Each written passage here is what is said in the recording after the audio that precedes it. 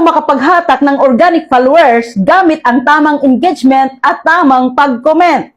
Gusto mo ng organic followers? Itigil mo muna ang makikipag-follow to follow at ayusin mo ang pag-comment mo at paggawa ng content. Kahit dumadami ang followers mo sa follow to follow, pero wala kang quality content at hindi ka nakipag-engage ng tama, hindi ka pa rin ibubos ng algorithm at kukuhanin pa rin niya ang mga fake followers. Maraming creators ang nagtatanong, bakit nababawasan ang mga followers ko? Bakit walang earnings ang mga post ko?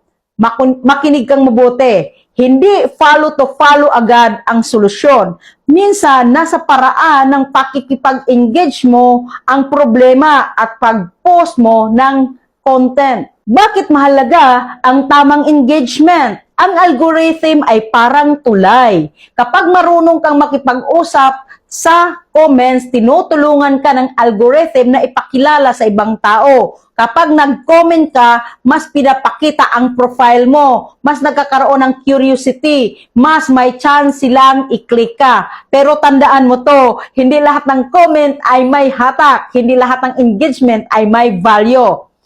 Ano ba yung mga comment na hindi nakakahatak ng followers? Ito ang mga karaniwang mali.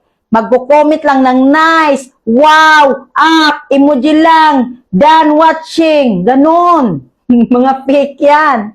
Walang dahilan para i-visit ang profile mo kapag ganyan ang comment mo. Hindi ka maalala, hindi ka makikilala at hindi ka susundan. At ano naman ang tamang comment na nakakahatak ng organic followers? Ito ang sikreto. Mag-comment ka na parang kausap mo talaga ang creator.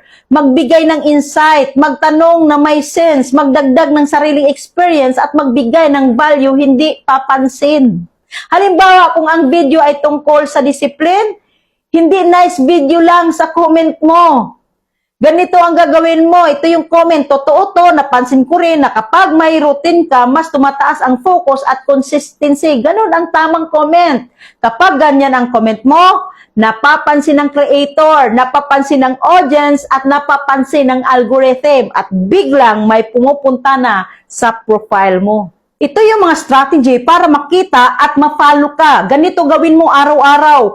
Pumili ng content na naka-niche mo. Manood muna ng buo. Importanteng signal yan sa algorithm. Mag-comment ng may sense at may value. Huwag mag-promote ng sarili. Hayaan silang mag-curious sa'yo.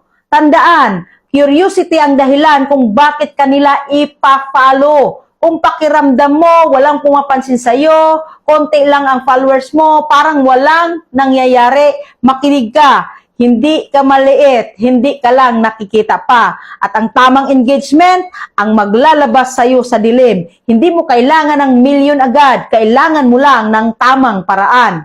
Kung seryoso ka sa organic growth, simulan mo sa tamang comment at quality content. Dahil doon nagsisimula ang totoong koneksyon. Kung nakaabot ka hanggang dulo sa video na ito, i-comment mo value at ang mga natutunan mo dito sa video na ito. Like, follow, and share.